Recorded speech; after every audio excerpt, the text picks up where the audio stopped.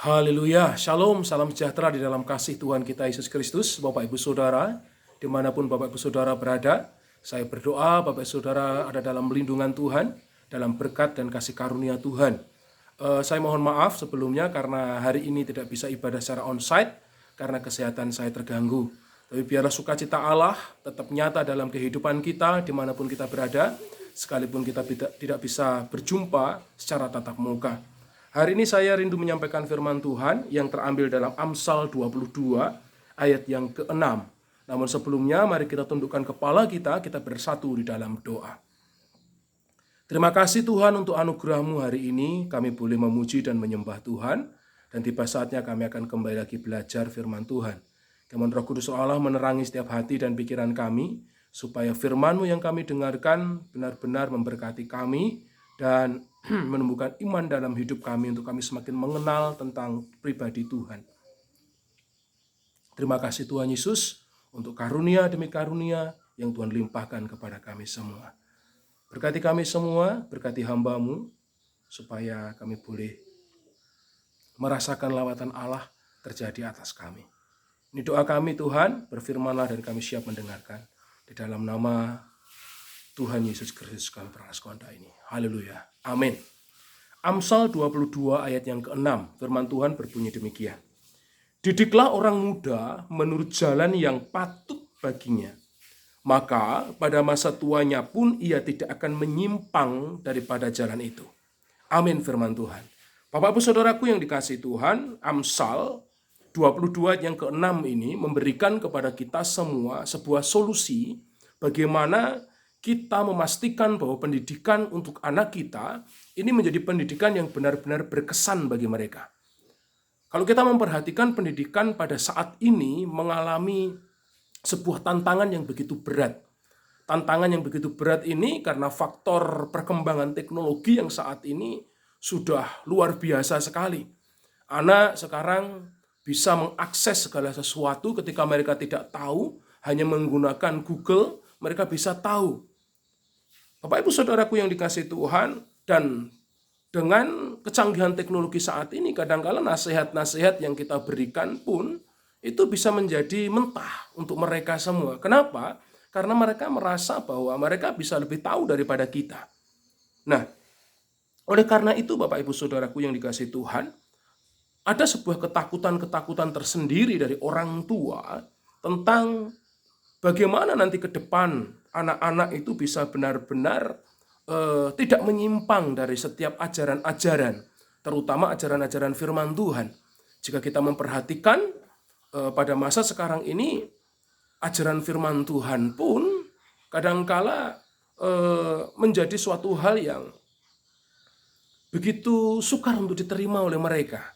Kenapa saya katakan demikian? Karena waktu mereka membaca firman Tuhan, dengan waktu mereka mungkin bermedia sosial, jauh lebih banyak mereka bermedia sosial. Atau bahkan mereka mungkin tidak pernah mendengarkan firman Tuhan, tidak pernah membaca Alkitab. Tapi mereka menggunakan HP mereka hanya untuk memenuhi apa yang mereka ingini. Bapak Ibu Saudaraku yang dikasihi Tuhan, dari situ kita melihat bahwa tantangan ke depan ini adalah tantangan yang begitu berat. Namun firman Tuhan mengatakan bahwa didiklah orang muda menurut jalan yang patut baginya, maka pada masa tuanya pun ia tidak akan menyimpang daripada jalan itu. Kalau kita memperhatikan dari ayat ini, ada suatu harapan supaya anak-anak kita, orang-orang muda ini tidak lari daripada panggilan mereka, tidak lari daripada didikan firman Tuhan. Mereka tidak lari daripada apa yang dikatakan di sini menyimpang. Mereka tidak menyimpang daripada ajaran-ajaran yang boleh kita berikan kepada mereka. Bagaimana melakukannya? Dalam ayat yang ke-6 ini firman Tuhan katakan, didiklah orang muda menurut jalan yang patut baginya.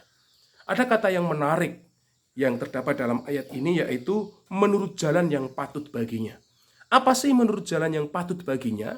Kalau kita memperhatikan bersama-sama Bapak Ibu Saudara, kata menurut jalan yang patut baginya ini pertama ternyata berbicara tentang bahwa kita harus mendidik anak-anak kita sesuai dengan kompetensi mereka.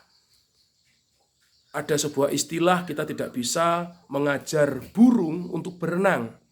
Karena yang bisa berenang itu ikan. Ini berbicara tentang sesuatu hal yang adalah keahlian mereka. Bapak Ibu Saudaraku yang dikasihi Tuhan, kata yang menarik di sini menurut jalan yang patut baginya, ini berbicara tentang kemampuan setiap anak-anak kita. Didiklah orang muda menurut jalan yang patut baginya, menurut jalan yang mereka memang mampu lakukan.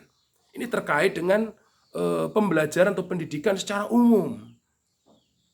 Kemudian makna yang kedua dari kata menurut jalan yang patut baginya, ternyata berarti juga menurut jalan yang mereka bisa kuasai, mereka bisa kerjakan, mereka bisa lakukan. Dan menurut jalan yang patut baginya yang ketiga, yaitu menurut setiap perkataan firman Tuhan.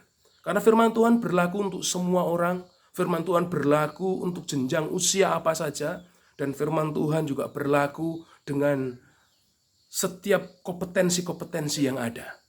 Bapak Ibu Saudaraku yang diberkati Tuhan, kalau kita melihat pada saat ini, mungkin saudara mendengar ada berita seorang pendeta membunuh dan lain sebagainya. Ketika ditelisik, ternyata kenapa dia membunuh? Karena pada masa kecilnya dia mendapatkan pendidikan yang begitu keras. Sehingga ada timbul di dalam hatinya suatu keinginan untuk melawan. Dan dia tidak dia tidak memiliki kesempatan, dia tidak memiliki keberanian untuk melawan pada saat itu. Sehingga ketika dia dewasa, ketika dia sudah belajar teologi bahkan, dia bisa menasihati orang dengan baik. Tetapi kemudian dia melakukan suatu hal yang tidak berkenan kepada Tuhan dan kepada sesama tentunya. Nah, dalam hal ini Bapak Ibu Saudara yang dikasihi Tuhan, pendidikan anak-anak kita ini penting. Pendidikan bukan dengan cara kita mendisiplin secara keras kepada anak kita. Pendidikan juga berbicara tentang bagaimana kita menghendaki anak kita sesuai dengan keinginan kita. Pendidikan bukan berarti kita harus menuntut anak kita sesuai dengan kemauan kita sebagai orang tua.